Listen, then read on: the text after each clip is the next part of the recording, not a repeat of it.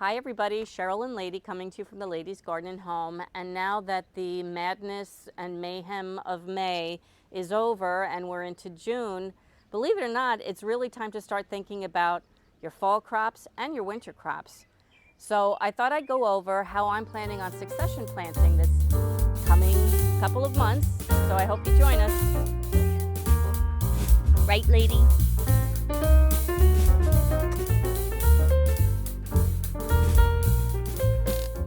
I wanted to talk to you about is having something ready to go in the ground when one crop is on its way out and over.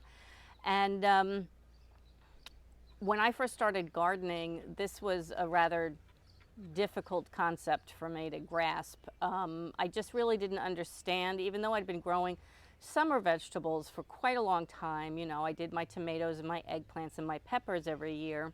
I never really understood the timing of things like the brassicas, carrots, onions, and that kind of thing. And when I really started getting into gardening, I had a lot of failures because of that, and I planted things at the wrong time. So I know I've talked to you before about that I come to use the Farmer's Almanac Garden Planner quite regularly, and I actually did a video on how you can plan your garden for free using it.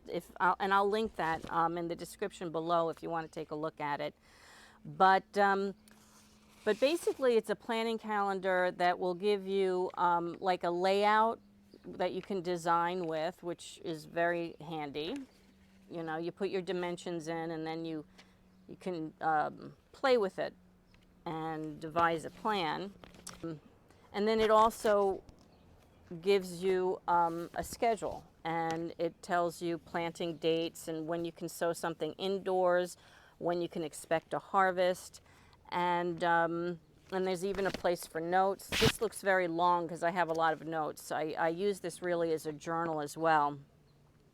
But this is very helpful in helping me figure out what I need to start for it to be ready in time for when something else comes out. And, you know, like I said, it was quite a bit of trial and error, and it's still trial and error.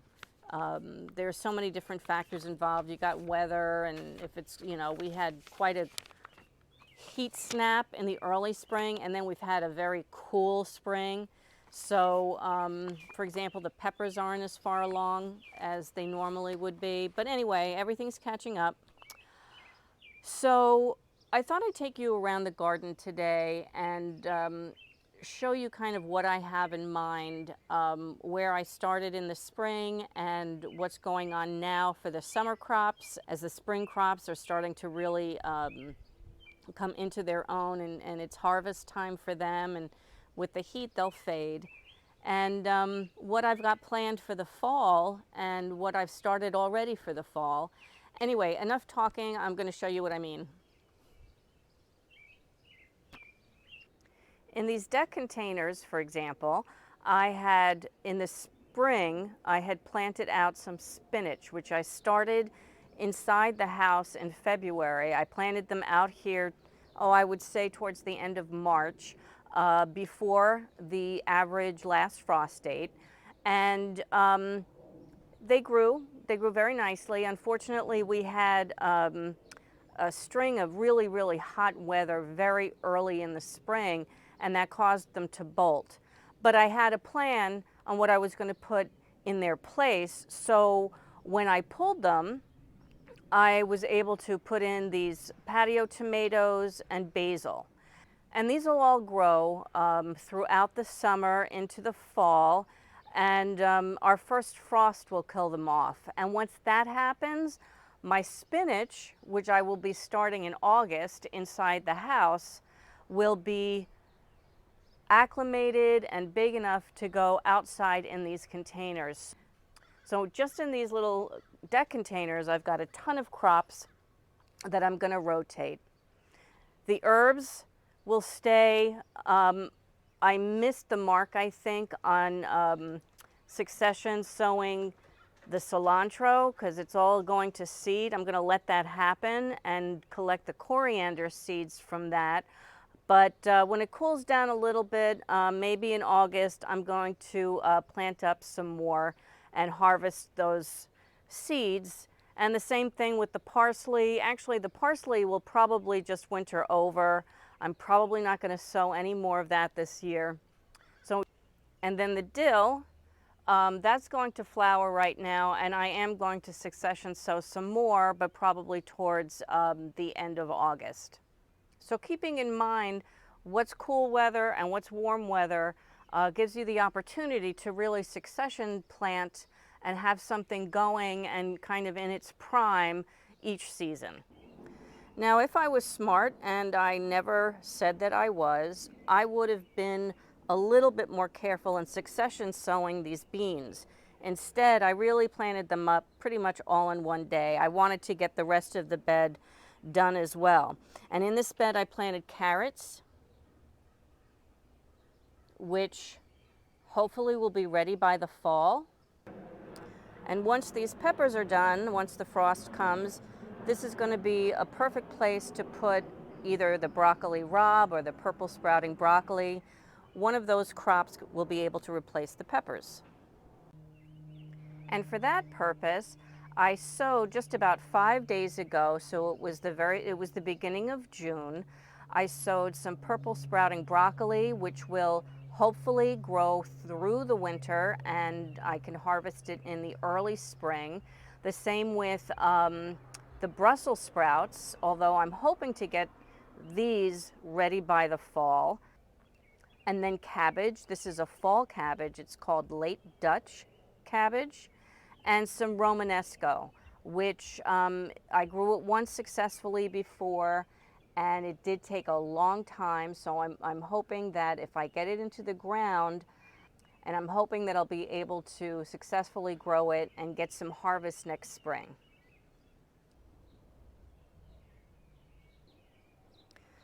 I have 16 grow bags that are currently growing potatoes, and they're all different varieties. Some of them, 4 of these bags, I planted about a month earlier than the rest of them.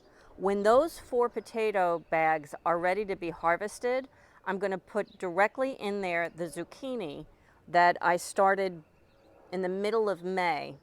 I like growing zucchini and the golden gooseneck squash and the other squashes just a tad bit later than you could actually get them into the ground. And the reason being is because I'm trying to avoid what has decimated my crops in the past, which is the squash vine borer.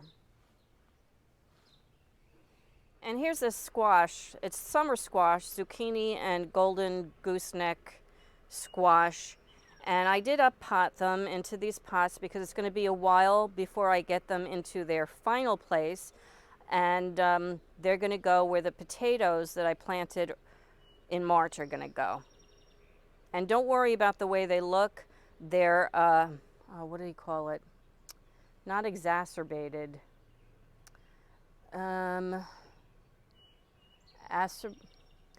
Aspirating. They're aspirating.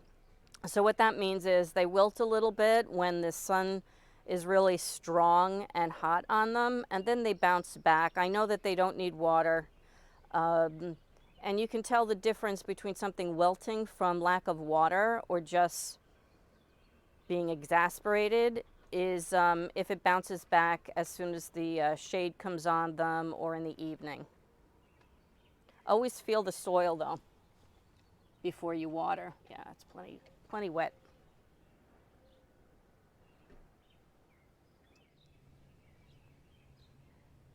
And then the green stalk. I really like growing my leafy greens in the green stalk. I find them nice and clean when I go to harvest them. And the pockets seem perfect for a head of lettuce. And I do pick the outer leaves throughout its lifetime and let it grow on. However, these are starting to go to flower. As you can see here, it's forming a little flower head. And rather than have an empty pocket, I decided to sow some Swiss chard in here, which is heat tolerant. I also have in here some Merlot lettuce, which I sowed as soon as the spinach was done. And it seems like this butter crunch is the one that's going to seed the earliest. But as you can see, the chart is starting to come up.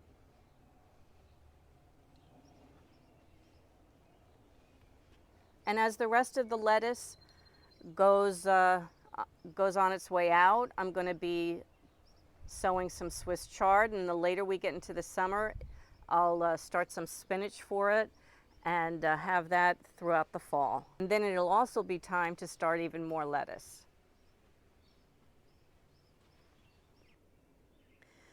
This garlic was planted late October, early November of last year, and in its place, when it's ready to be harvested in July, I'm going to be planting leeks. Now, most of these leeks will be ready by early winter. Around the same time, I need to replant garlic for next year. So it's a rotation I plan on keeping going. These peas in these grow bags are really coming into their own right now. I'm getting more and more peas on them every day. And when these start suffering from the heat in July, usually, I'm going to not just pull them, but I'm going to have separate grow bags with cucumber seedlings already to go in the place where these grow bags are right now. Then I'm going to take these grow bags and I'm going to start peas. And when the cucumbers are done, because of the frost, the peas will be ready to climb.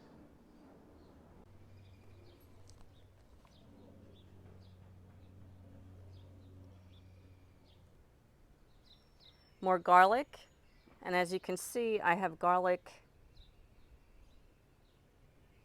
in most of my larger beds, and I planted them this way as a deterrent. Because of the smell of garlic, it deters a lot of pests and also some smaller animals like rabbits.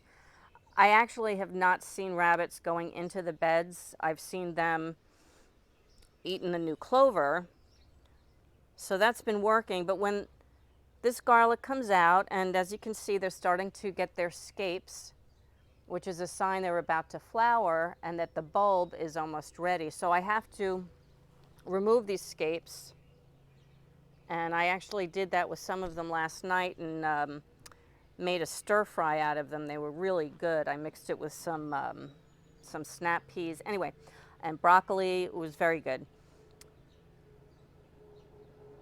But anyway, when the garlic comes out, leeks will go in, like I said, in the other bed as well. I did plant some zucchini because I had cabbage fail, and at least I had them ready to go. So let's see if they get bothered by the squash vine borers. But the broccoli is starting to go as well. I harvested a head. I'm waiting for some side shoots to give me some little mini broccoli heads. But when the broccoli comes out, and the cauliflower, which looks like it's starting to form a head, in its place, I'm going to put the zucchini. So I have 4 plants that I'm going to put in the grow bags when the potatoes are ready, and I have more to go in to this bed as well.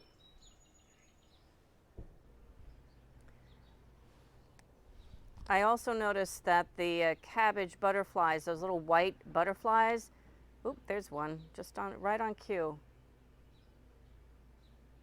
They seem a little confused with all of the smells, and I haven't seen one land yet on one of the brassicas.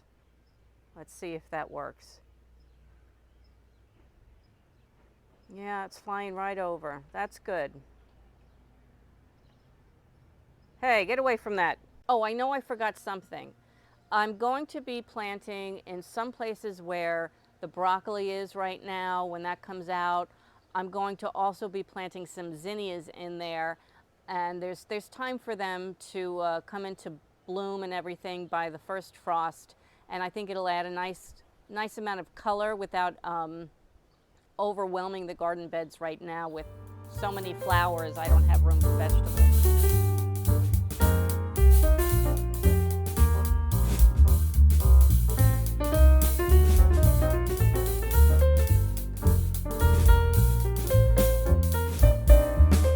Get off the flowers, lady. Come on, get off.